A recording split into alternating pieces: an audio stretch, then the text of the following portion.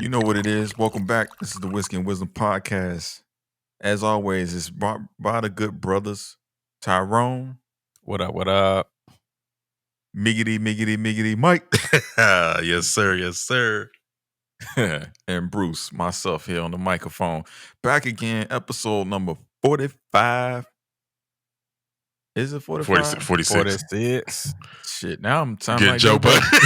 Budden. Hey, we good. For sure, 100%. We about to get into it, though.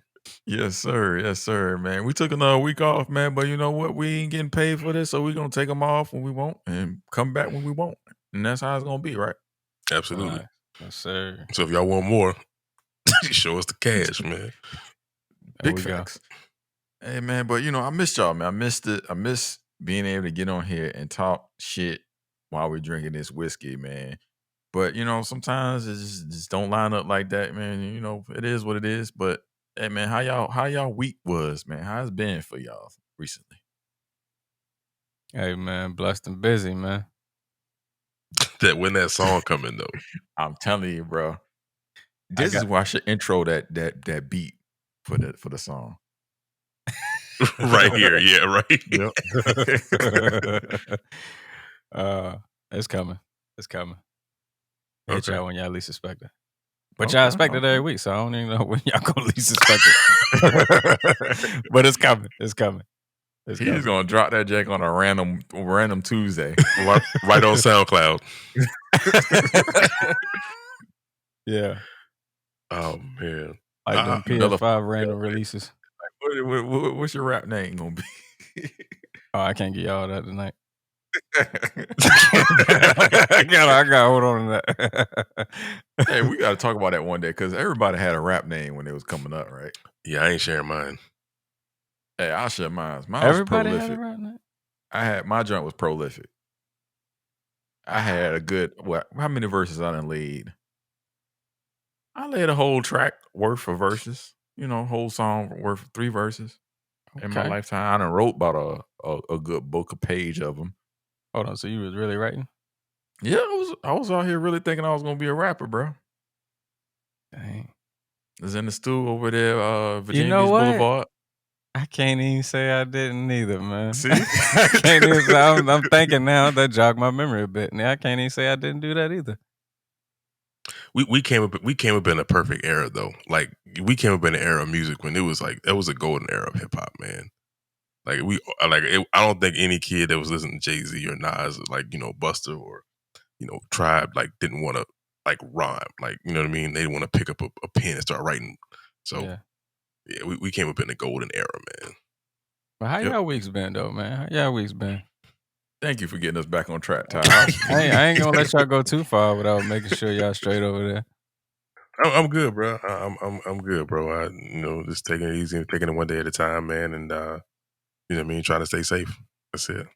Yeah, man. Every day. Yeah.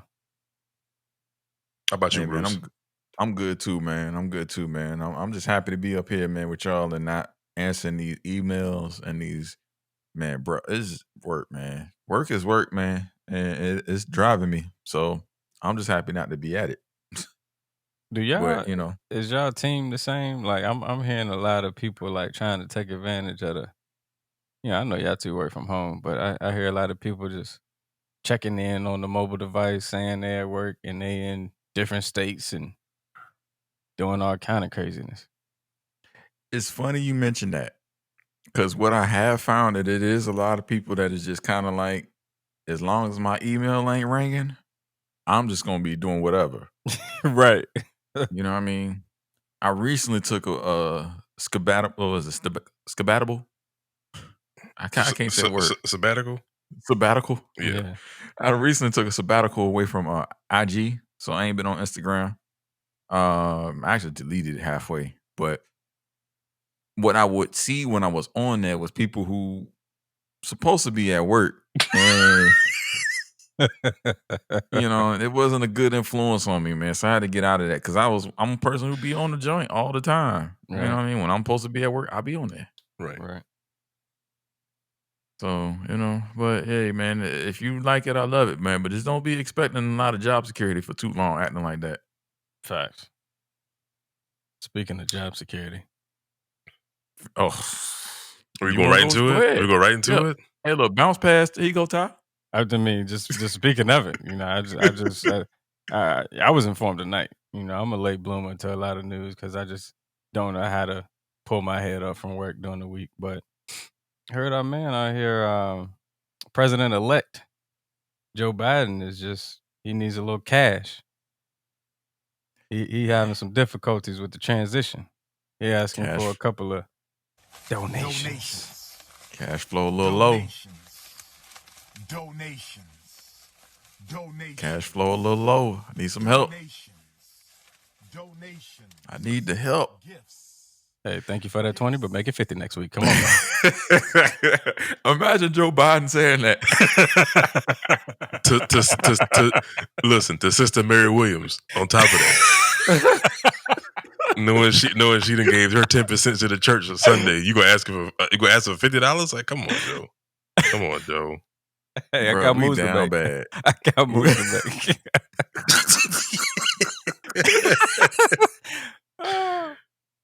Yeah, listen, this ain't our fault. He the one asking for money. He the one elected. Right. Hey, look, man. If y'all not hip, let me go ahead and give y'all the information that's going on out here, man. Joe Biden is requesting that some folks donate since number 45 won't get up out the office to help with the transitioning. So there's some things that he's got to be able to put in place to help ease his way into the office. And, you know what I mean? No matter what your political stance is, you got to still kind of find it a little funny that somebody who already been getting donated is asking for more money. However, here's a quick standpoint. I'm gonna get out of the way. I'm gonna get my ball in. I'm gonna get out of the way. I have no problem donating if we can get some little bit of assurance, because this is how the business people work. They'll donate as long as they get a little assurance, a little hedge of what's about to happen when the next phase. Right. So if we really talking about that 50K, because remember, a lot of people was laughing at the 40K we were talking about. I'm hearing it's 50K now that they talking about for the student loan. Hey, bro, look, hey, where you want me to sign up? Hey, man. As long as I know how it's gonna go down, let's go. Now, if you need, look, if I hear it, if that's legit and that's real, like that's some real spill, like that's what we really gonna push, I'll go ahead and get the money and get out the paint. That's how these other millionaires do. I mean, shit. Hey, they said they go, they get that go, they get up out. Move on to the next one. Who next? Nah, I'm with Bruce 100% on that, and I think honestly, I know this might sound cynical, but I think we need to start doing that as a community and collective more. Like, if you guys want something from us, we're gonna need something in return. I feel like too often in our community we give stuff away for free. Like, That's a fact. No. Like Bruce said, if you want me to donate to get old boy up out of there because you ain't got the muscle, you try to be too nice and too politically correct. Nah, bro. What's in return? Because I need like you said, I need a guarantee. Yep. That 50 stacks is coming up off my student loan debt, and I need it tonight before I hit send on this PayPal here. You understand what I'm talking about? Indeed. And we know the routine because all of us saw Power, how that ended. Mm-hmm. Everybody saw how what's his name? Tate was getting them donations rocking. Governor Tate. Yes, sir. He took all the money for the Queen's Project. All of it. He ain't care nothing about them kids. Fuck them kids. Hey, but Ty, what you think? Oh my God. I'm with y'all, man. I mean, listen, as long as I know I'm gonna be supported, I don't mind supporting. But the issue is, history has shown that I don't always get supported, or people like me don't always get supported after we support. So I don't know. What makes this time this much difference? obviously the circumstances are way different, but Right. as far as like my views and things that I would like to happen, how is this situation gonna make it any different from any other year that we had this situation go down? Yeah. Yeah. Well, I mean, the only difference is we haven't seen somebody who already got elected asking for money. Right. Or a party that don't always arise to what they say. Mm-hmm. Mm-hmm. So, But that's where us being on this platform and us having this conversation about it and telling people that have a standard of what you want and vote for it. Like we talked about it for the last few months up until election day. Vote. And when you vote, don't vote just because it's cool or your friend telling you to vote for. Vote for people that actually are aligned with your thought, your train of thought and process of how you want things to be done in this world. And if those people that you put in office aren't hold up to that standard, you have the power to get their ass up out of there. So he got 4 years to get about it. And I ain't telling him, no, he cool. No. If he don't do right by us, please believe if it weren't for black men and black women, most importantly black women, he wouldn't be in that seat. So he better come correct. Because if not, he gonna be up out of there. Simple as that. Well, honestly, I don't even think he's gonna run for another 4 years after this 4 years. You don't think so? No, hope no. I think he's giving us 4 years. He getting out the way. So somebody with that kind of mentality is going. Hey, I'm gonna do 4. This is the perfect opportunity to like look out for those who really need the help. You know what I mean? So not to put too much expectation because you know you got to temper expectations. It'll be lovely for him to really do the right thing. For Mr. Biden to be Mookie. For it to be Mookie Biden in the office, boy, the things that could change in America. Yeah. I'm not gonna lie, that's actually pretty interesting because if he does what if he does what I think he's going to do or what he's alluding to do, then yeah, that 4 year period that you gave him might actually be perfect. And that way, like you said, he can bow the hell out. Like I'm the president that got the country back, and that's gonna be my claim to fame on top of the 47 years that I was in the Senate and other political offices. So yeah, I can see that.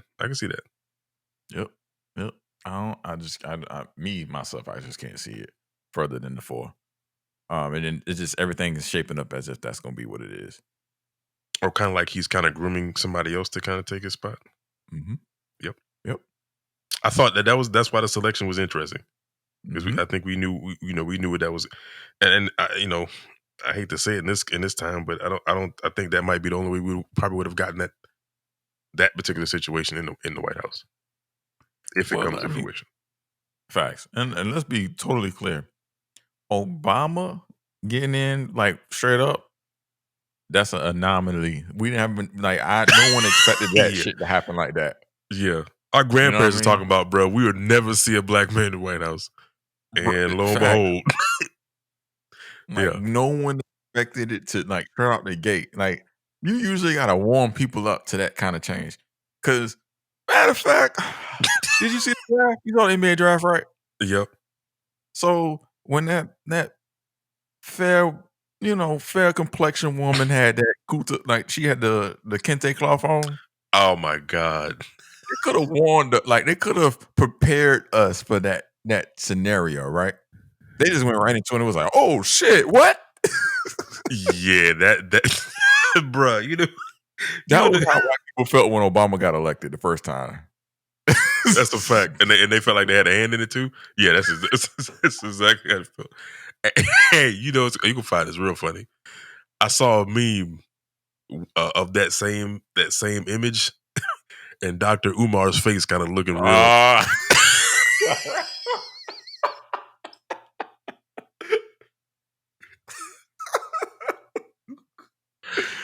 Oh man, how fitting! Way back. Hey, look, how fitting! He said he made his way back. He done made his way back. It's like a full circle in one segment. We didn't get nowhere but one topic. Oh man. Jeez. But I mean, like, that that's our this is that's what I see this as. This is a warming up America for that opportunity for a woman in office. Like clearly Hillary wasn't gonna get in office because too much baggage, too much, men, masculinity, females running, like too much of that. So now let me ease you into this transition. Yeah. Yeah. And shout out James Comey.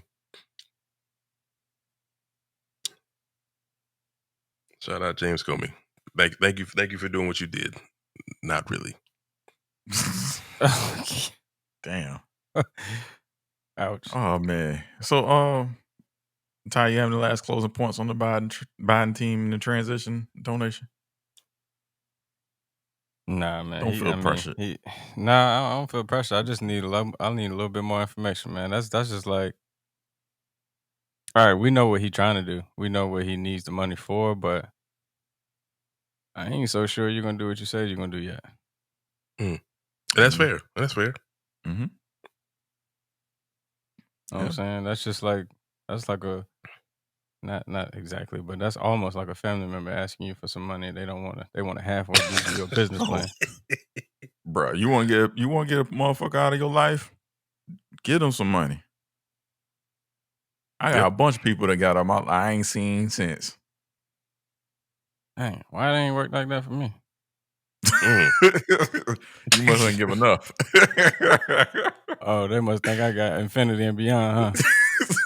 Oh, I can still get a couple more from him. Right. I know you got some more. Give me some more. Give me some. Oh man. Boy, so he got that Buzz Lightyear cash, don't you? Right? Yeah, I got something I didn't know I had. Oh man. That's a hilarious. fact. Bro, so what y'all listening to, man? Like we like let's go dial this back a little bit. All right, so we've been dropping playlists, music. People are like, yo, y'all a whiskey podcast, or oh no, y'all a wisdom podcast, or we everything. This brotherhood, this friendship was all built on us chilling, hanging out, listening to soul lecture music, like the music ear that we all have. So like we got a lot of stuff that we offer, a lot of things that we do. That's kind of tie in where the playlists come from. Mm-hmm. Now that we've tied that in, what is on the soundtracks recently? What y'all listening to from the new music that's been out? I ain't gonna lie, bro. I probably kept Benny and Reason and Masego and Xavier Omar probably in rotation, pretty heavily. Okay. Ty, what's going on over there? I got a feeling what you listening to. You know I gotta go. You know I gotta rock the 2 Chainz, man. 2 Chainz. I gotta rock the 2 Chainz. Yeah. Who else I'm listening to? I still go back to Dej. Obviously, I still go back to Big Sean. He can't leave. We got some new stuff today actually. I haven't gotten a chance to get through, but I do want to get through Recession 2. Mm-hmm. Meek, man. I wish you would have waited, but it's cool. I hope this. I don't know what this was, but it's cool. It's cool. There's one track up there that I do like, which he has a feature. So, yeah. Yeah. Yeah. I'm waiting for the quarantine entree. pack. I'm waiting for the entree. So yeah. But yeah, that's what I'm rocking to right now. Okay. Did y'all did either of you check out the 2 Chainz concert? The parking lot concert? You was mentioning that. I didn't. No. Mike, did you catch it? Nah. He has some Teddy Riley issues. It didn't. I don't know what the deal was, but YouTube. He put it through YouTube, and the Wi-Fi was flaky. It was kind of in and out in the beginning. We had a good little run, but then it went out again and then came back. So I don't know. I was looking forward to it, and it kind of the Wi-Fi, the connection, all that kind of threw me off. Maybe they ain't like the album. I don't know. That's all. Look, thank you. What we going? Ty, you're the 2 Chainz. You're the 2 Chainz guy. What's your thoughts on the album? Was it So Help Me God? No, that's not So Help Me God. That's somebody else. Nah, that's it. That's it? Yeah, that was it. Yep. Oh, damn. Yeah, that's it. What was your thoughts on it? I like it. There's a couple of tracks up there, just like Rapper Go to the League. He could have left it off. A couple joints on there. I was like, okay. Okay. But I don't know. It's 2 Chainz. I had none in a while. Well, I had Rapper Go to the League last year, but I always got to keep some 2 Chainz around me. I'll dig in there and find something that I like. Okay. Well, I'm not gonna talk about 2 Chainz specifically. So I just wanted to have Ty get his out there. So if y'all like 2 Chainz and like we said, Ty's the 2 Chainz guy. He said, he's a hit or miss with it. So, take that for what y'all want to take it for. Yeah. For me, man, when I've been listening, I'm kind of floating again. I think I might be in that mode to make another playlist. But I'm kind of floating all around, listening to a lot of different things. But what's really got me going right now, Summer Walker. Oh man, she just dropped the deluxe. LeBron showed us what the deluxe was like on the last 2 Chainz project, and Summer Walker took it over because she gave us the complete set of the video version of her album that she did, and bro, like that album still rocks. She's super talented, bro. Bro, R&B is killing rap right now. Facts. It's killing rap right now. So I'm honestly I'm on Summer Walker. The St. John joint came out this week, and bro, that's my shit. You like it? You like that? I got to check it out. I haven't checked. I got to sit down with St. John. I can't. Either I got to be in the car, so I haven't really played his record yet. But I got to do that.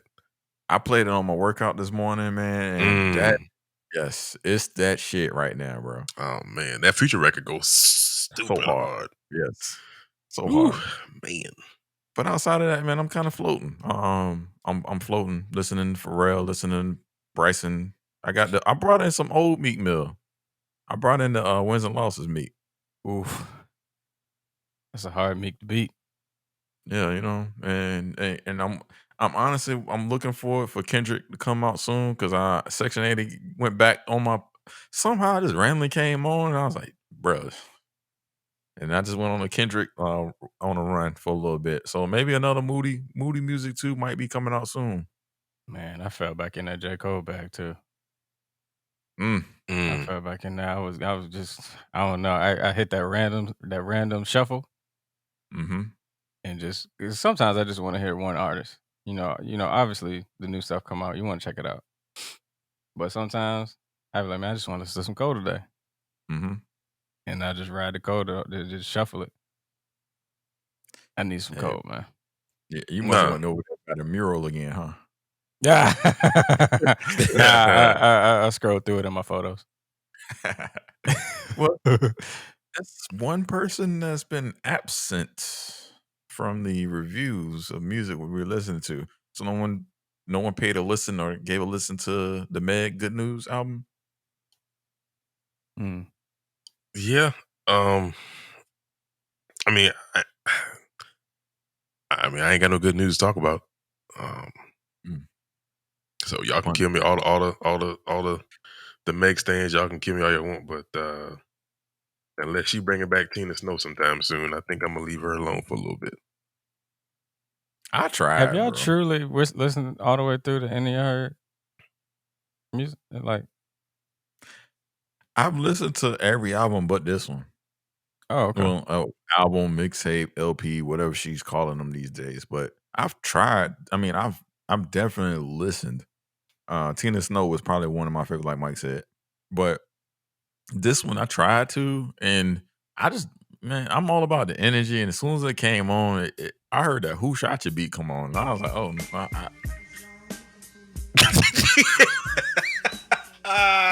Yeah. I'm not gonna Yeah. start my mic. Look, protect energy at all costs, and I because if I listen to her version of what happened, then I can't look at the people who listen to his version and say you in the wrong, because it seems like both people are trying to get their profiteering off of it. Yeah. And that's probably the most disgusting part about it all. And I get she's been. I mean, I'm not gonna say she's been silent. But she did do the IG live where she went on to kind of explain what happened, and tried to address all the rumors and in the backlash she got for the picture and photos she shared. But um, yeah, man, it's just kind of it's just tough, man. I just wish sometimes we would leave those things. And I get it. As your artist, you want to express yourself, but I'm about to some say, things, yeah. some things you kind of just got to leave out and open. Like she aired out Tori, she aired out her best friend, like her ex best friend, I guess. And I mean, I guess that's what people wanted to hear, and everybody's championing it today. Um, you know what I mean? But I think she's got real support behind her. Yeah. You know what I mean? I don't think she needed to do that. She's got real support from people. We on this podcast support her, especially if everything that she has said happened. She's got support, and Tori's got to deal with the brunt of that consequences when it comes to it. I mean, if she want to do that, let her do it. I ain't got to listen to it. That's Yeah. that's the Yeah. thing. Yeah. Right. That's we talked about this before, artists, how can you critique an artist first week, second week, first day, whatever. I mean, like, there's an audience for everything. And we just might not be that target audience for that. Yeah. And that's Oh, just, we definitely not. you know what I'm saying? Yeah. So, Yeah. I mean, it was just too predictable for me, man. Like the song was called "Who Shot You." The "Who Shot You" beat came on. I knew exactly what the topic was going to be about. It was just kind of like, yeah. we've seen this before. Like this is a script, and Yeah. that's the thing about it. Like the creativity part wasn't there for me. So I was just kind of like, all right, cool. This ain't what I want to listen to. I moved it on, like, and I went right into St. John, and I was like, yes, in my bag. Oh Yeah. man. No, that's a fact, man. I've been rocking that old Buster recently too. Oh, okay. I've been rocking that ELE 2, man, The Wrath of God, and like y'all, with Cole and Kendrick, I had to go back down that rabbit hole, man. And I started out with Leaders, and it just kept going. Oh, you were that Climbing out, deep? yeah, I went way back. Wow. I went way back, bro. I went all the way back. So I just been climbing my way back up, and just kind of like really trying to appreciate Busta Rhymes. Just because of the place he holds, in my music view. So, Now, gotta support the God. I heard from I would call him a Busta Rhymes fan. He seems to know a lot about him and the history. And he felt that the album, although he had a creation in his cadence, in the way he delivers his lyrics, but he felt that he, in some of the songs, he was coming into the new generation of how they deliver their lyrics. Is that what you got from that, or did it all seem 100% Busta Rhymes to you? Nah, I would say it was 100% Busta Rhymes. I would say his delivery is still the same because Busta's just Busta. I think maybe the sequencing, and I felt like, and he even alluded to this as well too. Like you can kind of tell he had been working on this album since 2012. It was some stuff that was really outdated. It sounded dated, and I think the production, if that's what the person that you were talking about might have kind of stated, that the production was kind of new. There were certain songs where we got the old school bebop scratch feel. Pete Rock did an amazing an amazing beat and got Rakim on it. So like anytime you can get Rakim to rhyme on the Word Is Yours flip sample, like I'm taking that all the way. But there were certain songs like the MOP song. It's MOP energy, but it just didn't hit the same. Mm. You know what I It mean? wasn't like the anarchy joint that he had with Yeah, MOP. yeah, or just like any of the MOP Annie up, like it wasn't that same energy. Right. But it was still a good album, and I think too, this one you actually have to kind of sit and listen to the lyrics, like to kind of understand. Like the song he got with Farrakhan was amazing. I think the record he got with Ross is pretty dope as well. Of course, the first song he got out with Chris. Anytime you get Chris Rock to do the skits on your album, yeah, you doing all right. You doing all right. So yeah, and it's not a classic how people are claiming it to be, but I think it's probably one of his best projects that he's had in the last 2 or 3 attempts. By far. Yeah. Because what would you say before this? What was the last one that really got you going? And I know this is not the music podcast, but we can like, what was the last one that got you going? I ain't gonna lie, man. The last one that got me might have been Genesis. Really? Like, yeah. You didn't like the Big Bang? I like certain songs, but I felt New York shit. Like that was, bruh. that was a classic record. That was a classic record. But then when you got you got the Ron Bowles record on there, it's like, well, he had a lot of stuff mixed in there that I was like, you know what I mean? Like this is like now you see where he was kind of going, but it's also Busta too, so you can't be too mad at it because he's been that way. Then he's always kind of giving people stuff for the the food between your food for your ears and also the food for your feet in the streets. So he's always kind of giving a mixed bag of things. So that just happened to be my mixed bag that I didn't really want to get into. Got you. Well, I will say this because I've been critical of Busta on the pod and off the pod, too, like yeah. But let me get it clear to the people who don't know. I do enjoy Busta Rhymes. Mm-hmm. Like I don't get it twisted, don't get it fucked up. I do enjoy his music. I am a fan, especially ELE, the first one. Then like I was the Coming fan, like that. Like I'm back then. Anarchy is one of the greatest albums of that time to me. So I want to say that I'm happy to see Buster one in a healthy state of mind, in a healthy place. Absolutely. You know what I mean? Because it was very jarring to me that he had gained all this weight, and like I'm not the weight person. I'm not that person who watches, but it was the weight along with the seeing that he was drinking and seeing that he fell off the stage that one time. So it was like that was jarring to me because I always looked at him as the healthy fit guy who wasn't into that. Like, it wasn't present, like all in your face, like I'm over serving myself. For him to get in that and lose all that weight and get healthy and even talk about it, I applaud that. The album is a good album. I would be like you. I wouldn't say it's the album that everybody played it up to be. It was a lot of people who was talking about this is probably one of the greatest albums of all time, and I was like, whoa. Freddie Gibbs did drop Alfredo this year. Benny did like it's some albums out that dropped this year that we just can't just skip over because your favorite artist dropped the album. Right, exactly.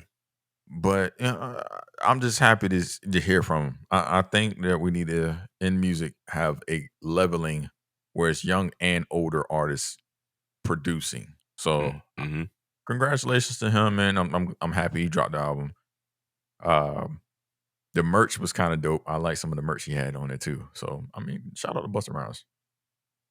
Absolutely, man. One of the elder statesmen in the hip hop game, and one of the gods, man. One of the true legends in the game, man. Salute. Facts. So I mean, did y'all check out Pharrell's masterclass?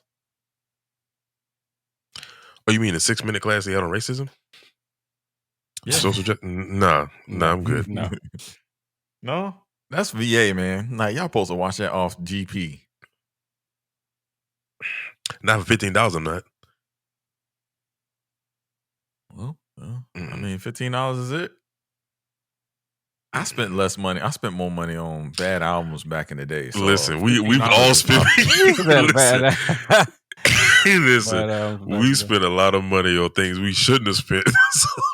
I definitely have a JT Money album. I know that was about $15, $18 back then. So $15 is nothing to watch Pharrell, like a Virginia God, talk about racism and social justice, right? No, you're right. It's not. I just don't want to hear him from him. So that's all. Okay. All right. So yeah, if you're not aware, you listen to the pod, we just kind of go all over the place. But to bring y'all back in where we're at, Pharrell recently just did a masterclass talking about racism and social justice. I'm one of those people. I don't look to my artists to give me sit down segments that they talk about the world. You know what I mean? Like, give it to me in the music. He did give me that in with the Nerd album. The fellas did talk about the what's going on, current events type stuff in the album. So that was perfect for me. I didn't need this. Absolutely.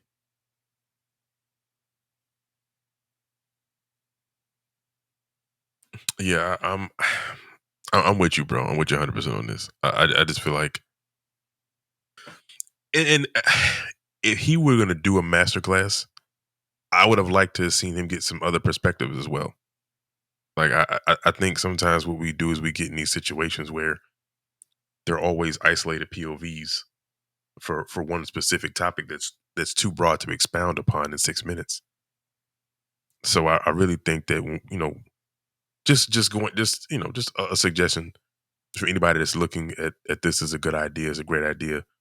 I don't think it needs to be a masterclass, but I think we need to have discussions in town halls. I think it needs to be involvement, not from just one person, but from multiple. So I just want to,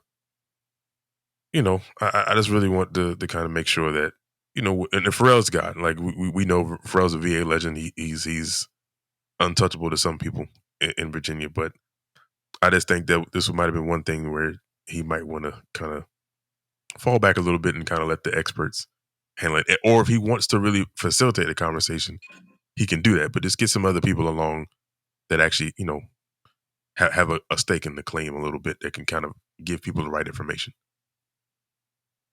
So just so I understand, this is Pharrell talking to a camera about racism, right? Only Yep. him and the camera. Yep. Okay. Yeah, his is really driven on empathy. Is the big thing that it's about. It's more about empathy. But the thing is that when we discuss racism, let me ask you that. When racism is discussed, what's the first thing or first audience you feel that should be present?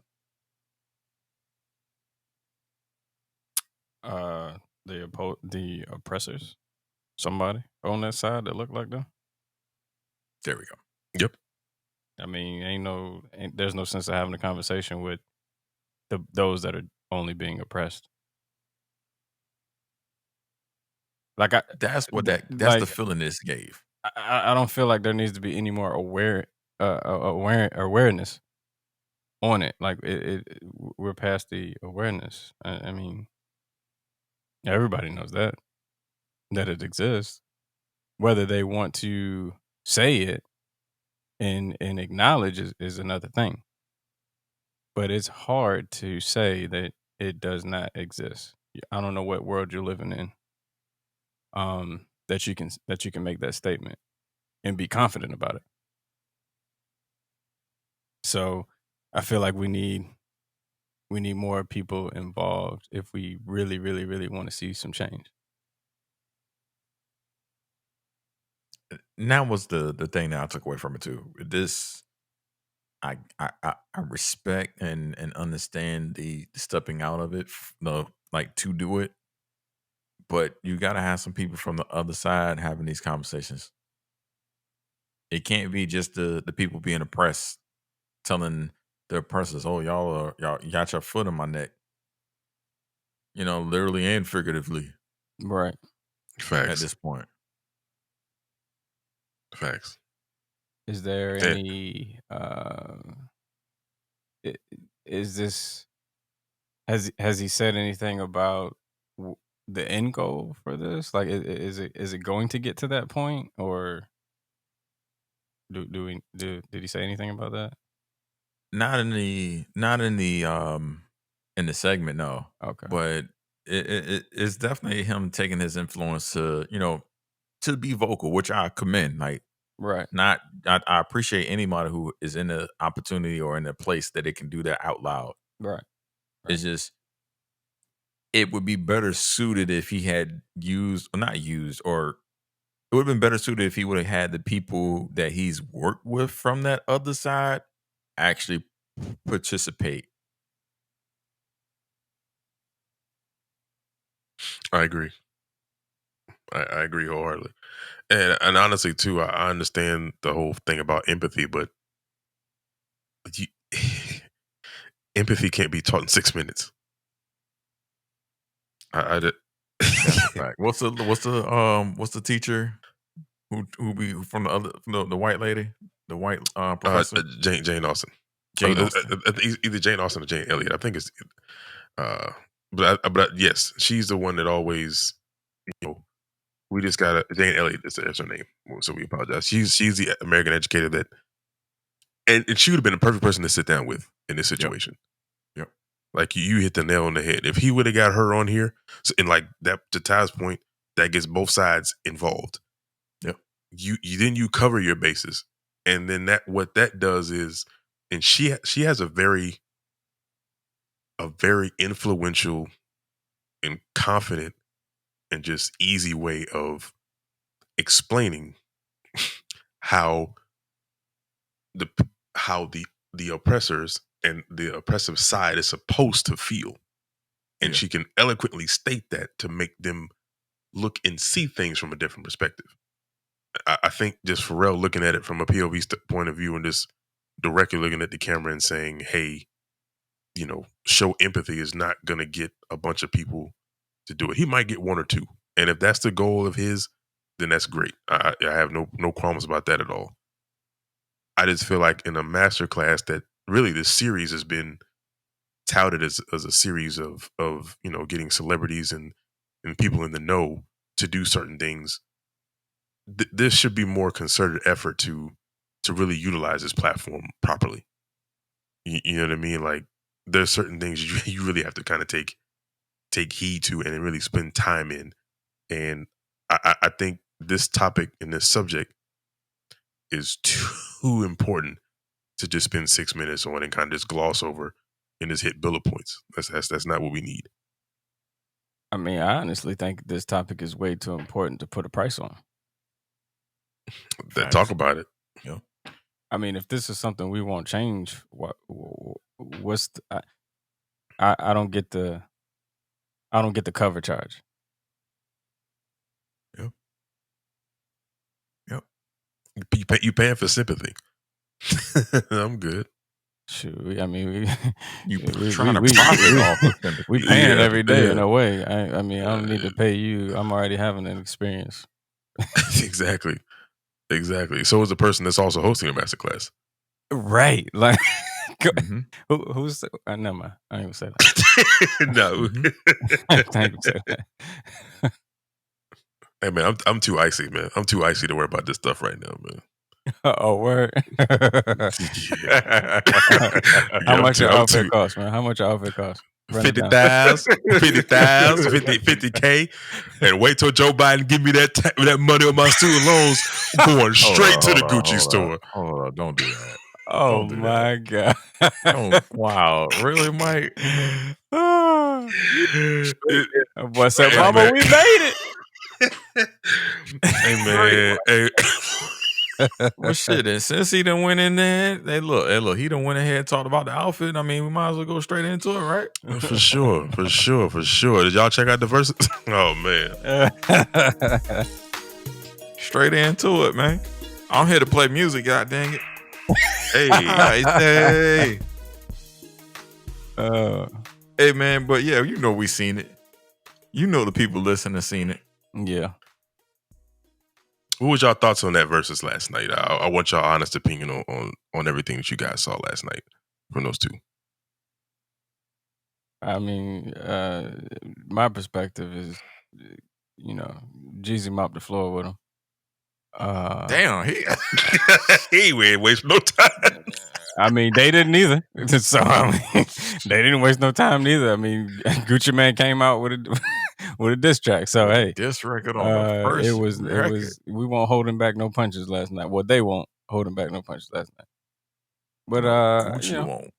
Gucci wasn't. Gucci definitely was not. I felt like Jeezy was the baby face of the crew. I felt like he handled himself pretty well. I ain't gonna really get into the history of it because I won't dare. Obviously there was some tension, as the headlines and every interview that they've been able to do within, I don't know, 2 or however many hours since the Verzuz. But obviously there was some tension in the room. It was thick, and anybody watching could see that and could feel it. But I don't know. I mean, I'm kind of glad it ended the way it ended, but I hope the way it ended is true. Because that I feel like that is a good look for the up and coming to see how to handle themselves when they're in those types of situations. Because as we know, a lot of those situations don't end like they did last night. A lot of those situations could end with us waking up and only have one of those competitors the next day. So Absolutely. that I felt was a true blessing in itself. But back to the battle, like, I mean, I was really I took my bias out. I was really trying to, see, because obviously for me, I rock with the Jeezy team, but I took that out, and just the comebacks and what was played after, like, I don't know. I mean, I just felt Jeezy had it the whole night.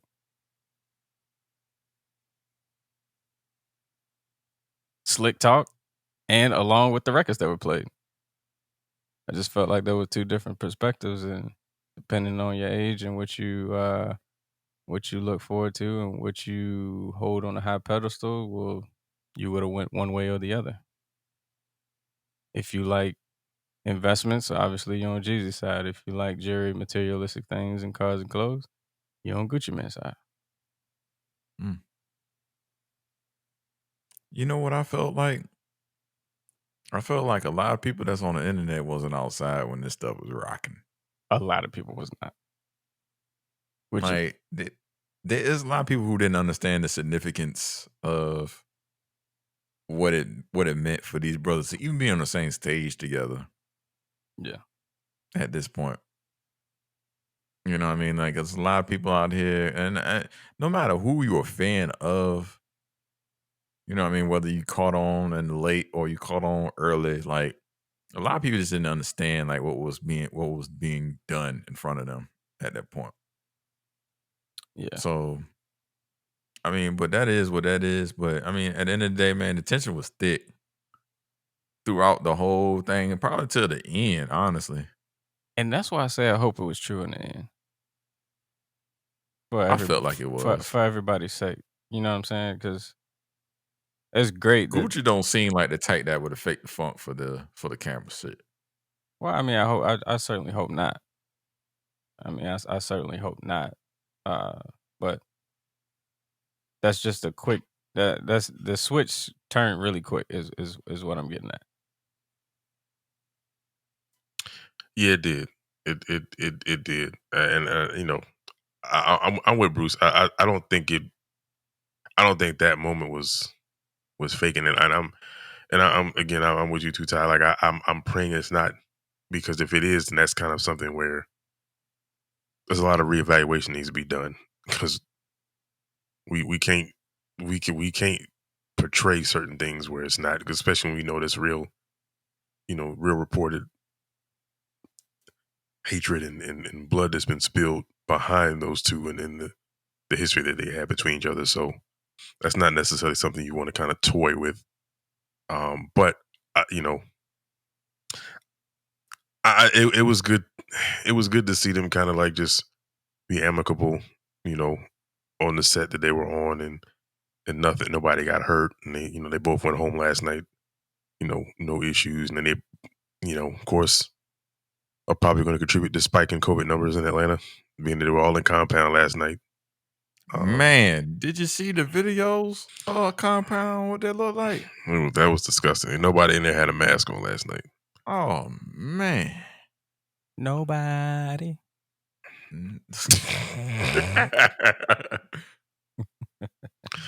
Yeah, it was pretty disgusting to see that last night. But yeah, man, I just hope that's just it wasn't really a good idea because still feel like they had some animosity towards each other. And However, look, let me say this. I'm not to cut you off, man, but at the end, and this is why I don't think it was some fake stuff. Because at the end, you can kind of see if you were a person who kind of pays attention to energy and kind of sees the way somebody's carrying themselves. The reason why I say it would stick all the way up until the end, you can tell by the way Gucci Mane was carrying himself. mhm, Like he was carrying himself as if he had to be on defense, even though mhm, he's posturing as if he's on offense, mhm, but he ain't really on offense. He on defense because you gotta not to get too in deep into it because, like Ty said, that's some shit that we wasn't involved in that we shouldn't be highlighting. mhm, Yeah. But this is a situation there that causes a person to have to always feel as if not feel, makes a person seem as if they're on offense for the person who isn't aware of how that shit works. It to the outside that ain't from the inside, they looking at it like, oh, he on offense. Like he's provoking or he's provoking the person. When it ain't really that. It's just that's their personality to be on defense. I'm gonna hit you first before you hit me. Most people hear that and they say, "Oh, you offensive. You on the offensive side." No, you're not. I'm hitting you before you hit me is a defensive move. right, Yeah. So that's what I saw out of Gucci, man. So for at the end, when that So ISIS song came on, bro, you see all the smile that came on Gucci man face. He kind of tried to hide it, but to see that smile come across his face, man, this is somebody who got trauma, man. That's trauma. That's true trauma.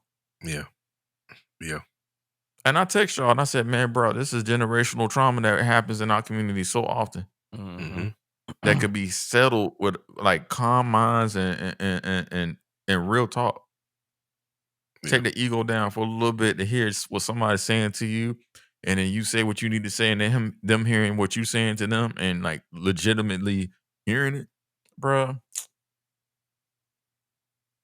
That, yeah, that we need more of that. We need more of it. We need more of it. And no matter how you feel about young Jeezy or how you feel about Gucci Man and who won and all that, for them brothers to even be there and for everybody to get home safe, that's all I can ask for. absolutely, absolutely, absolutely. And I just hope that nobody else gets any ideas about trying to do a versus. That's not the platform to reconcile your differences on. Um, Yeah. do you do that behind closed doors, like Bruce said? You do that. Y'all have a sit down, a heart to heart, an eye to eye conversation, and you kind of clear out your differences. You put your ego down, turn it down a couple notches, and actually be able to hear the other person and find out why they had to do what they had to do, or find out why they were doing that. Find out where it was coming from, because like Bruce said, all those guys went through trauma. Like they were in the streets. Yeah. Like those guys have seen more things than most people have even dreamt of. So let's really kind of take a step back here, and we do got to applaud those guys, and for the resolve that they showed last night, um, and for the fact that nobody got hurt. They seemed to do it. It seemed like it was good intentions on one side, and I think the other person was trying to accept the olive branch. But Bruce, you hit the nail on the head. It's just that trauma sometimes kind of brings you back to that same moment, and you kind of have to relive all that all over again. Yep. Yeah. And I'm hoping that this is a good place with them going forward. they can kind of get to a better place. Not just for music, but just personally. Yeah. Well, I want to also prevent, because it's a lot of stuff going on, specifically after King Von's death, and this is some street stuff, so I'm not gonna go all into that. But a lot of people responded in a way because the older people are telling them how they supposed to conduct themselves. We gotta stay away from that, man. We show an example, not showing and talk. Yep. Like, because what comes to mind is T.I. was first one to be telling people what they should be doing, how they should be doing stuff. Show an action. We ain't seen you and Lil Flip together. Talk about it. But I mean, one thing for real, two things for sure, and the three things for certain.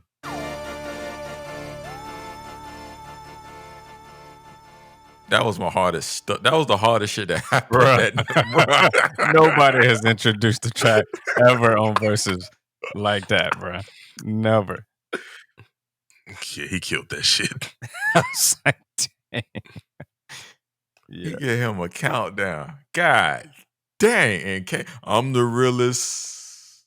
Y'all already know. And the thing is that all the people who are listening, whether you're a Jeezy fan or not, we all know how that intro goes.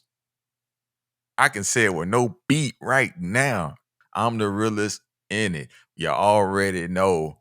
Got Trapper of the Year 4 times in a row. What'd they give you? A lifetime of, bruh. Yeah.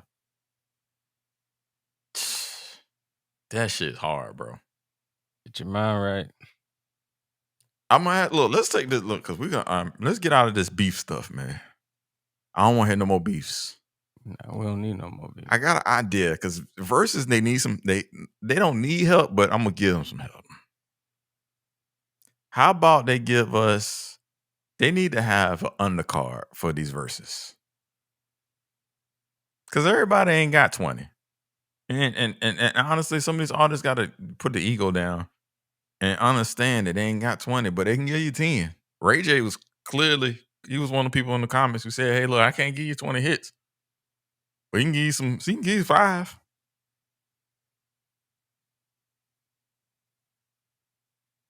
Oh, y'all gonna leave me out But there. is All that- right, is Ray so, J get a 5 pack. I got the idea for the next Verzuz, because it's right now it's a lot of leaning on Atlanta and New York at the moment. It was one LA one from the Hit Boy versus Boy Wonder. And then they had Snoop versus DMX, so that was kind of like East Coast, West Coast. They got look. It's more places of hip hop, and I know they flirting at Atlanta versus New York. There with the Tribe versus Outkast. They should do Florida versus Florida. And I don't think these two gentlemen, I don't think people talked about enough. I know where you're going. Well, where I'm going there, Mike. Enlighten the people I'm going. I think if you really gonna do something like that, you probably Trick Daddy's definitely got to be in that mix somewhere. I didn't say a word to him. And what's the other person? And I think, and if I'm going down this way, if I think you really want to get some energy, if you really want to get some good I feel, think you about to let me down. Where I'm going? No. Me down. No. You got to go Uncle Luke though. Nope. Two different eras. Two far different eras. Okay, so who's the other person I'm missing? Somebody's name came up last night because he got one of the hardest verses on one of them Jeezy records. He got one of the hardest verses on them Jeezy records, and look, I'm gonna give you the intro, because he was also featured on another person's verses as well. And don't know enough. It's not enough people who talk about him. I would love to see Trick Daddy versus. Hey, what's happening, homie? Plies. He got some bangers too, bro. Oh God, he got some. He You got talking some. about eras? That's two different eras too now. No, it's not. It's not. It's not. Trust me, it's not. It fits perfectly. I did the verses today. Oh man, I did my homework. I'm telling you. Like, yes, Trick Daddy did intro before Plies, but the intro of Trick Daddy's songs still matches time for time with Plies as far as sound. I agree with that. I agree with that. I see where you're going. I see where you're going with that. Cause bruh, Shawty,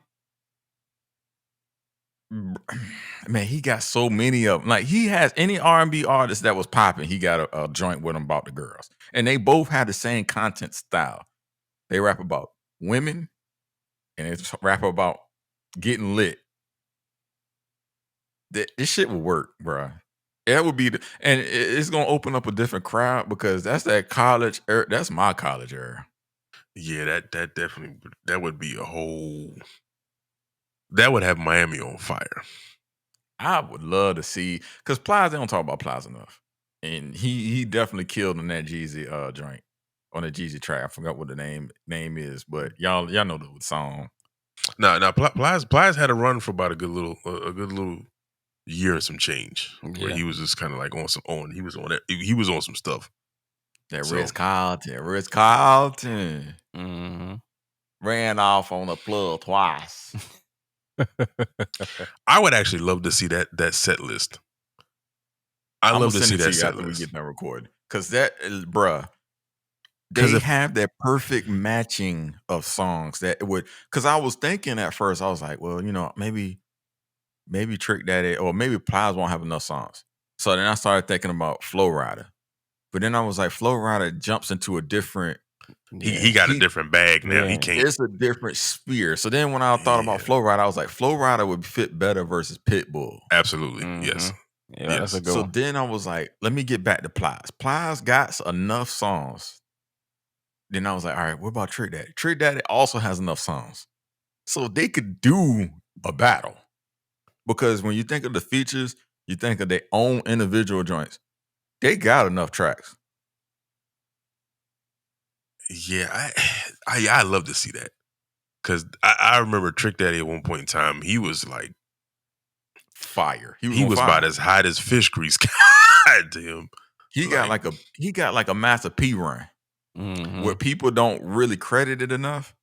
Yeah, like Slip and Slide was like the go-to label at one point in time, where like everybody was going to them getting records. Like you went down to Miami to get that Trina feature.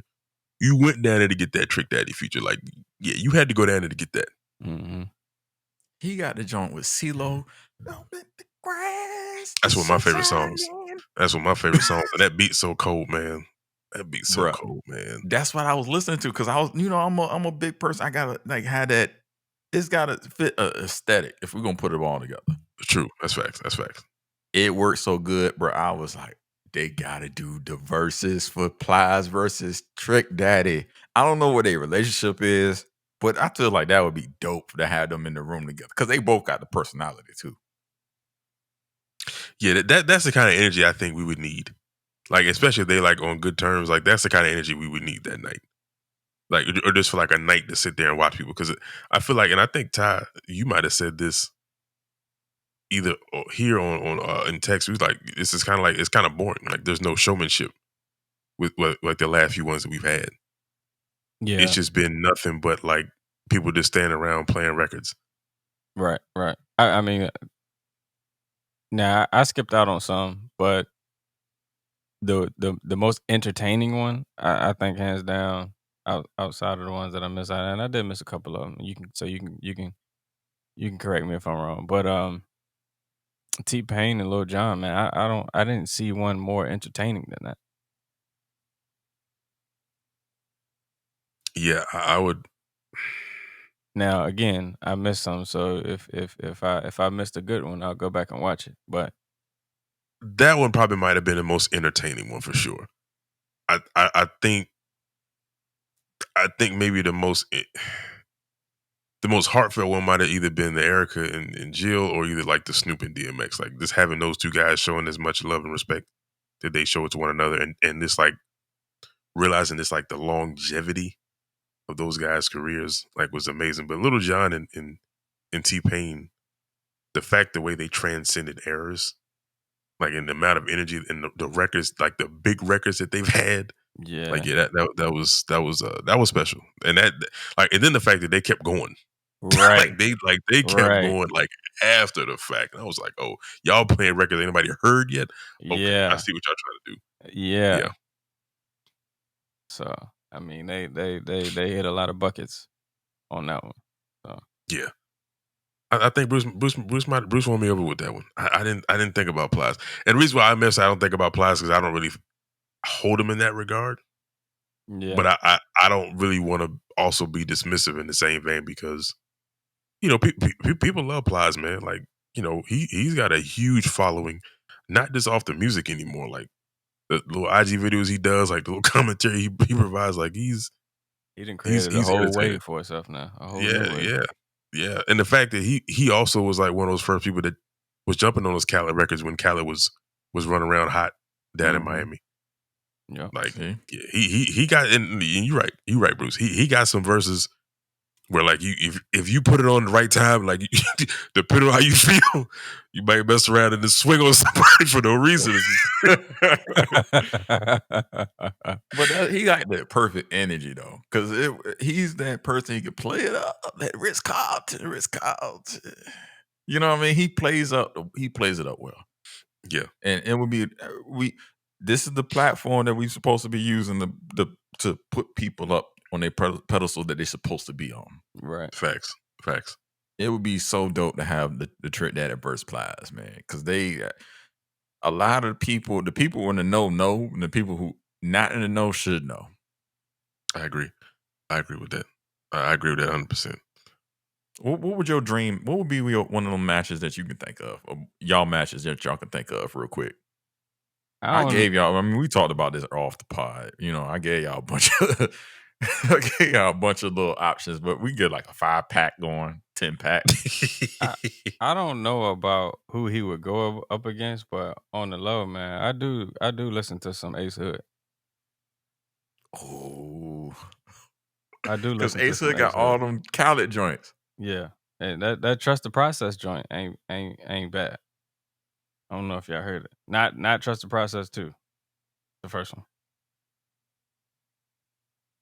I think I might have heard bits and pieces of it. I got to go back and remember and refresh my memory on that one. But I mean, he was lighting up around that Plies era. Yeah. The only thing is Plies would clean him up. That's why I said Plies. No, not yeah. That's what I said. That's why I said I don't know who he could go against. But since you brought up Plies, I was like, because Ace Hood was starting to cook around that time too. Oh man, who could Ace Hood could have went against like Fabulous? Nah, I know that's you're just gonna speed him to the wolves. Golly, that's the goddamn feature king right there, boy. You talking about feeding the wolves? Jadakiss low key got rid of him. Yeah, he fed himself to that wolf. Yeah, but that's another wolf. Like what is talking about Ace Hood? Like Ace Hood ain't bad. No disrespect, Ace Hood, but nah, man. I would love to see. Yeah, go ahead, Mike. Nah, I think Ace and Gunplay might have it. They both got the same amount of hits. Oh, okay. You got two different sides of the coin a little bit with both of those guys, but they both in the same general area in Florida. Honestly, Bruce, you actually you rung off a light bulb when you mentioned the matchup you mentioned. And if we're gonna go like all state, I say we go to Houston and just get Bung B and Scarface. Oof. Oof. See, the thing is with that particular battle, though, I'm a big Bun B fan. However, I don't even see Bun B himself wanting to step in the ring with Scarface. Because that's like that's the person he looked at. Like knowing the lineage of how that works. Right, and rap a lot. And yeah, for sure. It would just be cool to see because I think both of those guys have carved out a great legacy for themselves, not only in the groups that they were both in, the legendary groups that they were both in. Let me go back and state that. Yeah. But just also Yes. like the legendary solo careers that they've had, and like the fact that they're still going in hip hop as elder statesmen, doing other things outside of hip hop, like Scarface running for office. Like that's like we don't really get that in hip hop that much. And Bun B like doing his cooking thing with his wife, like, and doing the real estate investment, like just being a professor at Rice University, an adjunct professor. Like we just got so many great legends in hip hop, man, that are doing great things. I just feel like that would be a moment really for Houston specifically. Mm-hmm. Like the Plies Trick Daddy moment would be one from Miami. Like that would be one for Houston, where I think that's where they probably should start focusing on too. Like I know y'all want to, like, I know they want to do the whole, regional battles and, East versus West and South versus North, like, but nah, like let's show some love in these areas where y'all ain't really, like, y'all, like Bruce said, like y'all are avoiding, y'all are ignoring. Like let's give them some love. And they deserve the credit. They deserve the credit. Facts. And like, don't take these numbers of, we had 100. Well, we had 1.8 million in Gucci Jeezy battle. Like, don't take those numbers as what it's supposed to be. You know what I mean? Like, the numbers are great. Oh yeah, that's just for the brand. Yeah, it's a great thing for the brand. But y'all got to be also feeding the what this brand is supposed to stand for. Mm-hmm. You know what I mean? Like, and y'all are doing that, but don't just look at the beefs and say, we're trying to squash beefs and we're trying to get people who are opposing each other. Let's also celebrate. Let's start it on celebration. Like, keep it on celebration. Right. Exactly. I'm going to give you another one. And I'm giving away a lot. But, I want to see my culture that I grew up in continue to advance. Too Short versus E40. Let's make it happen. Love, man. Love that. Ooh, Lord. The Bay Area don't get enough love as it is. And people don't understand that they listen to more Too Short E40 like influence music than they really than they really feel or understand that they do listen to. Yeah. Well, Too Short gonna wear that word out that night. You thought you heard it a lot now. Sprinkle me, baby. That would be a good battle. Yeah. Nah. That's a battle, honestly, where it should be nothing but respect and love in that battle. Like sure. I don't want to see no dumb comments about any. I don't want to see nothing. I want to see all love, admiration for both of those guys for having the careers that they've had, and quite frankly, really doing it like out of the spotlight and the limelight. Like, for certain. Like they like Bruce said, like you honestly said, like they are the forgotten two out there almost. Like we talk about the West Coast, we always bring up Dre, we always bring up Snoop because of their appeal, but like we forget about those two guys, man. That they've cultivated a culture in Oakland that has produced a lot of great artists and still make music today. Absolutely, bruh. Man, y'all don't understand that E40 versus Too Short would be crazy. Yeah. They gotta do that during the day though. Like don't wait till 8:00 at night to do that. No. It'll be 8:00. It'll be 8:00 on the East Coast. It'll be 5 out there. They gotta do it at 6. Both on the West. They gotta do that at 6. I need to see some hype. I need to see some cars in the street doing donuts and riding ghosts. Like that's what I need to see. 5 o'clock is a little too late. I need to see that in the daytime. Nah, they don't do that day. Not during the week. That's the weekdays is when they out there that early. That's true. Because on the weekdays they out there. I mean, the weekends they out there at night. It'd be pitch black. Yeah. Well, okay. So that needs to be a Saturday one then. Yeah. Because it'd be dark outside when they be having when the cars ghost riding and all that, bro. Yeah, man. Too Short versus E40, man. That's two people that definitely don't get enough credit for their influence in the world, man. Like, bro, I'm gonna stop talking because I feel like I'm talking too much now. But Verzuz, man, y'all. Again, we said many podcasts ago, we love the direction, we love the vision. It's time to expand. It's time to get another batch of people who haven't been tapped E42 short. Let's get it. Plies, Absolutely. Trick Daddy. Let's get it. Damn, I can't. Woo, that's definitely gonna take me back to college. I felt like I was in college last night. Trick Daddy, Plies. Shit. Oh no, somebody better have a mayonnaise sandwich on deck. Oh my god. Oh man, somebody cut my mic off. All right, I got you.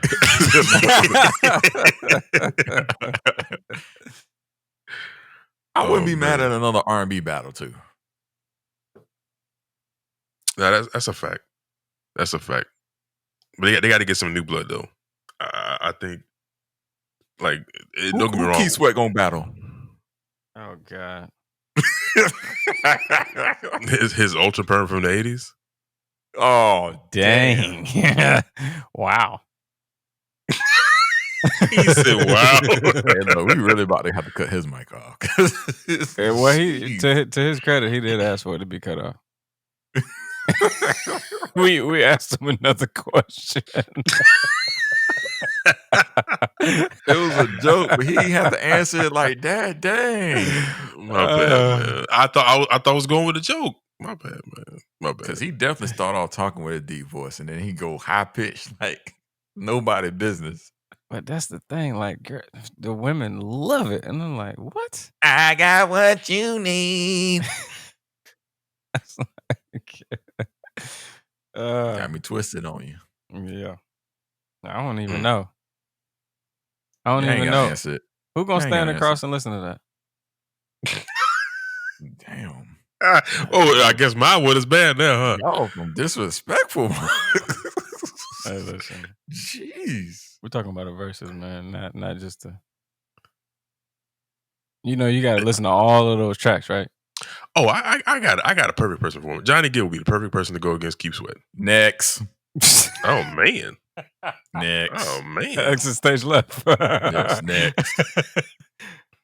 Yeah, with the Soul Train. Good. That's like you basically introduced Jaheim versus RL right there. Like, come on, bro. All right, we getting out of this. Listen. Yeah. Next. Because I'm about look, you getting me going back to where I said I wasn't gonna go. All right, my bad. Like, my bad.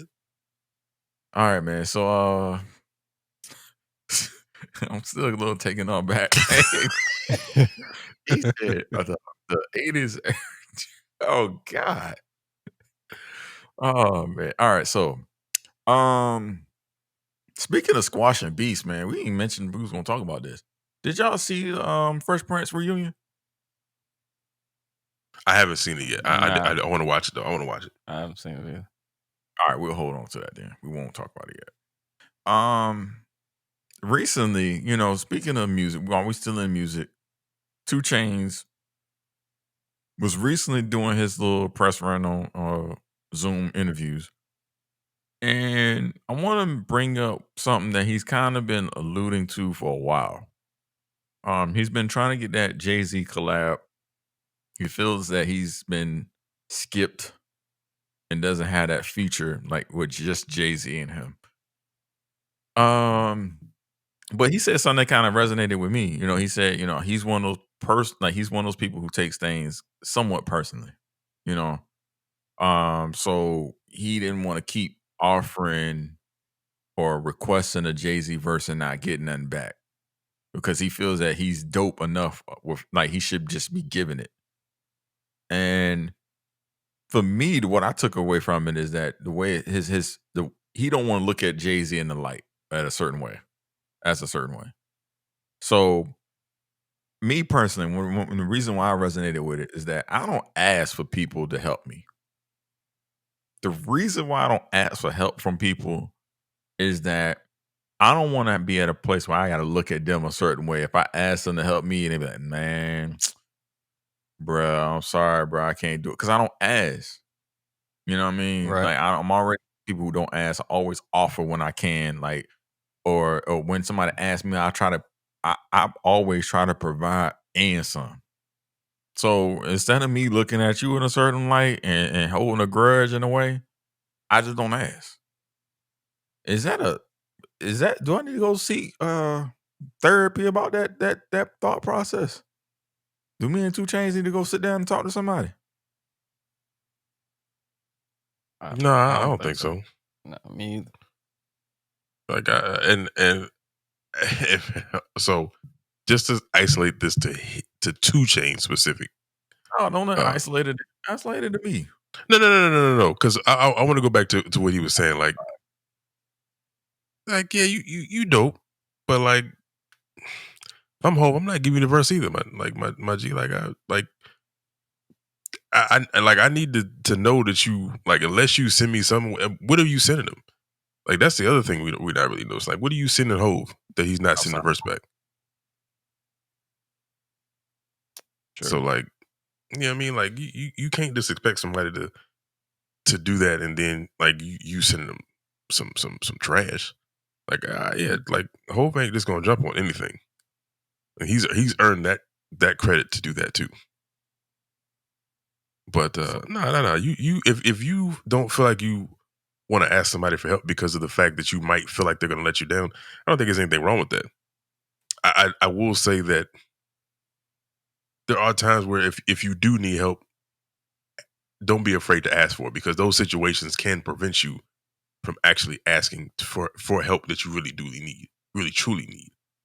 And I think that those situations, and I'm the same way sometimes too. I just get stubborn. I'm like, you know what? I'm not asking anybody. I'm just going to try to do it. And then what happens is I fuck around. Damn, I really do need some help. Hey, man. So it just sometimes it's a balancing act. And some people, if they like 2 Chainz said, some people you ask for help and they don't help you out, and you're just like, you know what?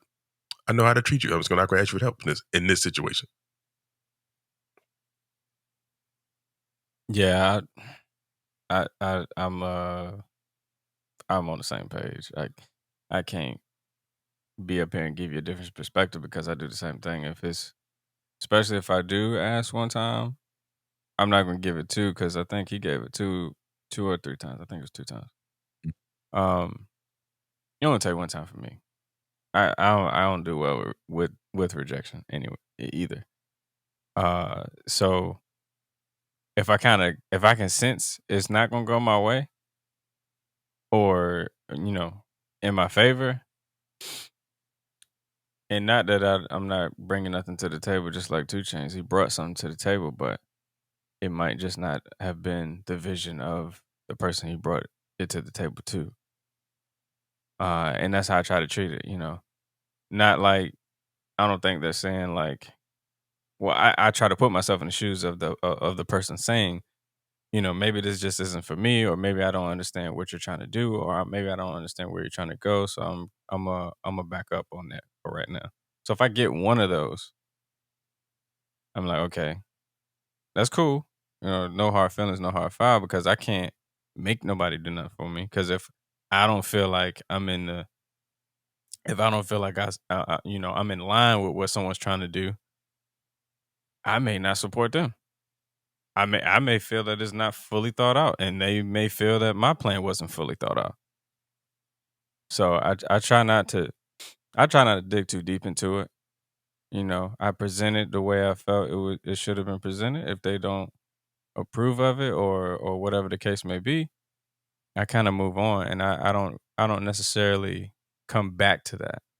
I kind of leave it where it was, and then if it's something I'm truly passionate about, I'm not going to drop it anyways. It just may come about later on, and maybe once you see the formulation of it and you want a part of it, I'll try re-extending that if I see you coming towards me, but I'm not going to come towards you again. All right, let me break this up a little bit, because I guess all 3 of us stubborn. Is damn. That didn't really help. So, sheesh, how can I? All right. So, I mean, in that case, because y'all mentioned you were asked one time, and all it takes is one time, and you just like cut it off. For me personally, I don't even ask. Period. I don't ask at all. And you know what I mean? It'd be to my own default, like to my own fault, that I would not like. I would rather walk 8-10 miles to do something as opposed to asking my cousin who lived 15 minutes away from me, "Hey, bro, can you pick me up? Take me to the store real quick, run up." Like instead of me putting them in that place, I say stuff like, "Man, I ain't trying to bother them. I ain't trying to, man, I ain't trying to, cuz busy. Like he got stuff going on. I got stuff going on like the rest of us. Like that dumb male ego shit that we do. Fact. You know what I mean? Like, oh, he too busy. He doing this, or I ain't trying to worry him, or I ain't trying to bother. Is that something wrong with that mentality? I guess I already know the answer to this, but Yeah, is I mean, something wrong with that mentality? I do feel like that isn't the right mentality to have. Now, the way I will be honest, the way that I answered this question previously, a couple minutes ago, was in the form of 2 Chainz. Meaning, I'm not gonna go and ask you a second time. 2 Chainz asked. Realistically, I'm not gonna ask nobody. And a lot of times I'd like to be, not I like to be, but I feel more comfortable being invited because I don't want to put myself on somebody else. And I feel like I would be setting myself up for some form of rejection by putting myself on somebody else. When all actuality, they may enjoy the time with me just as I would have enjoyed them had I spoken up. Maybe they feel the same way I feel, but hey, I never asked, so I really don't know. But I do just like Cuz just said and be like, man, well, they busy. They got a lot of stuff going on. We had this conversation before. We have like conversations. This is real conversation right now. So we had conversations. We'll talk about certain things. And what I do with those conversations is, well, I know he dealing with this, so I ain't gonna bother him. Or I know he dealing with this over there, so I ain't trying to come with him with that. I don't know if he got time, and plus everything we got going on, it's not just us. So I'm also thinking about our parties, who we're involved with, our situations, our relationships. So I'm taking it probably a lot of times I'm Way gonna too go and say personal. 100% out of all the situations, I'm going way too deep. Way too deep. I'm trying to think about everybody when everybody's not even involved. So I think it is a flaw. I think I don't know how that's formulated or well, I may know how mine is formulated actually. Yeah, it's generational. It is generational. Because we family and we both do the same shit. So. It is generational. But you know what? I'm gonna get real transparent. So me growing up, I did have a lot of rejection. I did have a lot of rejection from a relationship that I wanted so much more from. And every time I reached out, a lot of times I got shot down. Not every time, but a lot of times I got shut down. And I think that is probably where that came from. You know what I'm saying? Others saying what they're gonna do and they don't come through with it. But I asked them and they say yes, they're gonna do it. So maybe they ain't do it this time, and I'm coming up with all these excuses for them because I want to spend that time with this person. But they couldn't always come through when they told me they were gonna come through. Instead of telling me maybe or not, but when they told me, they was very confident in it. And so I already had in my mind, you know how like you want something to eat, and you get that meal in your mind, and you be like, yeah, man, I can't wait to get this burger, this whatever it is, sushi, whatever it is. And then the lemon pepper wings flat, you pull up, they out, or something crazy happen, or you know what I'm saying, you can't get what you had your mouth watering for. It's that same feeling. Except it's deeper because it's not just food. Yeah. I think I both of you guys alluded to it, and I'll take it a step further. And I won't speak for you guys, but I think we grew up in a generation that grew up around a generation of young black males that almost became accustomed to rejection and disappointment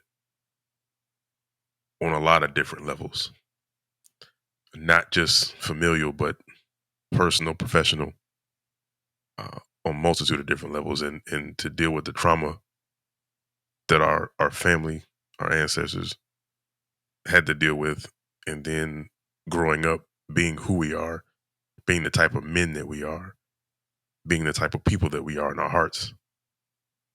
Sometimes those situations can kind of deter you from really doing what you feel is right in your heart, because you feel like in your heart you're not inconveniencing somebody, you're not being a burden on someone else, because you've seen that story play out before with other people. And I know for me, kind of like Titus alluded to it, I've had a lot of that. But I think the one thing that I've tried to do more recently is not necessarily put that responsibility on other people, because that's not fair. If I ask somebody to do something, they don't do it, okay, that's cool. They don't do it. I'm not going to put myself in a situation to try to say, hey, you know what? Now that person ain't who I thought they were. Well, I don't know what they were going through. I don't know if their grandmother passed. I don't know if they got fired from their job and they're trying to figure out how they're going to make their next check, make their ends meet. I don't know why they didn't do it. But I know if I surround myself with people of the like mind, that of people with good hearts, if something doesn't go right, then I know I can have a conversation with them and say, hey man, what happened? What's going on? Everything cool? And you kind of can have that free and open conversation to kind of figure things out. And sometimes, honestly, some people say, hey, you know what? Hey man, my bad. I messed up. I made a mistake. And that's really all. It's really all it should take. But in that same vein, if it becomes a habit, that's when you want to really address it. Mm. And I think that's where we sometimes, we've had so much of one thing, we don't really give everything else a chance. And like one time is it, but there's certain situations where, I mean, for me personally, my I've had a lot of rejection from my father, and honestly, to this day, I still have an amicable relationship with him, to the point where I don't have any animosity towards him.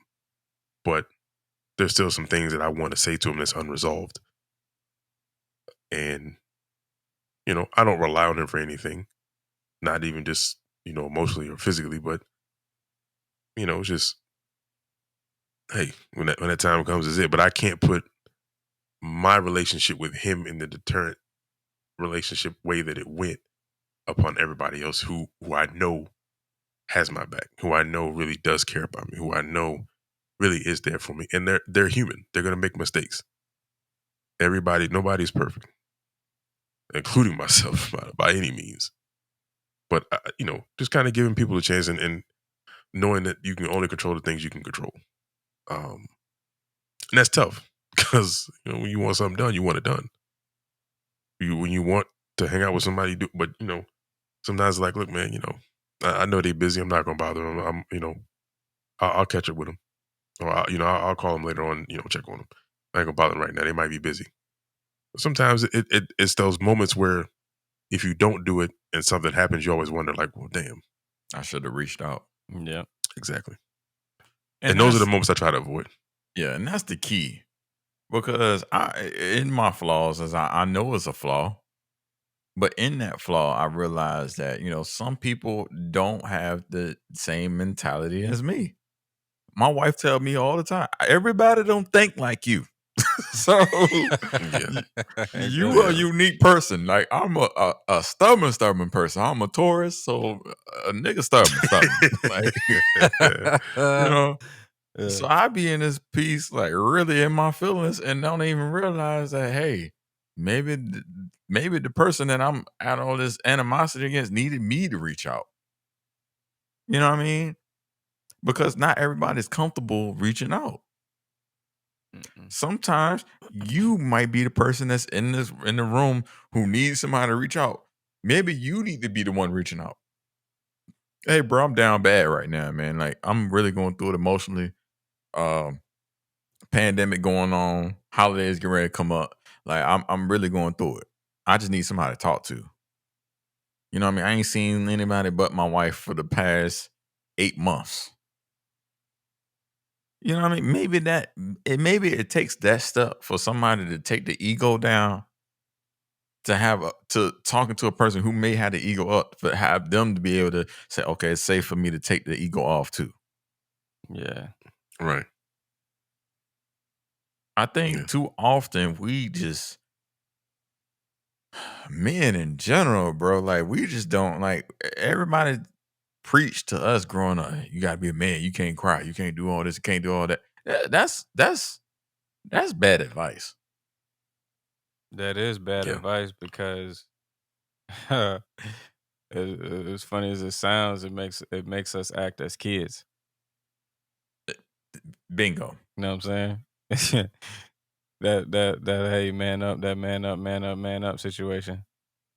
You kind of skip the part where, oh, it's okay to be a little bit vulnerable. It's okay to have these conversations. Oh, it's actually okay to want to take some time for me, or it's okay for me to want to go spend some time with somebody else, or it's okay for me to let somebody take care of me. You know what I'm saying? Or to let me not want to pay for everything, or want to provide for each and everything I attend, or because that's added pressure that I me personally will take around. If I can't show up the way I want to show up, and bring the things I want to bring, and provide the environment I want to contribute to, I'm not showing up. You ain't going at all. I'm not showing up. I'm telling you that right now. I'm not showing up. So if I can't be the person that you saw last time, I ain't coming. Cause I'm not gonna be comfortable with what I can contribute. Yep, you gonna be if you can't come with the fresh cut, the clean clothes, like the clothes gotta be super fresh. You can't go to somebody's house from the job. Like, I gotta go home, take a shower, be right. You know what I mean?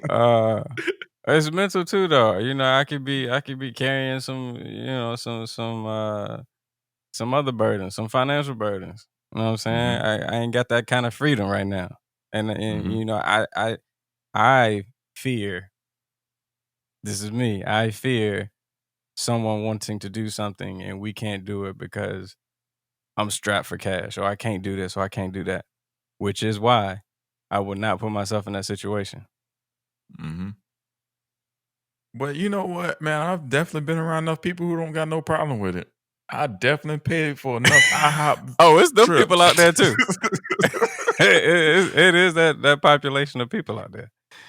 They'll let you know, hey, bro, I ain't got it, man, but if you still want to go, I'll just roll with you. And you know how that works. You can't just go over there. They just roll with you and you eat what you want to eat, and they just sit there and watch you eat it. Right. Hey, bro, I got you.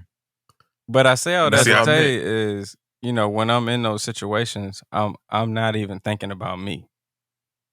Facts. I'm thinking about, like, the people I'm around, not knowing their situation, not knowing that they may wanted to do something for me.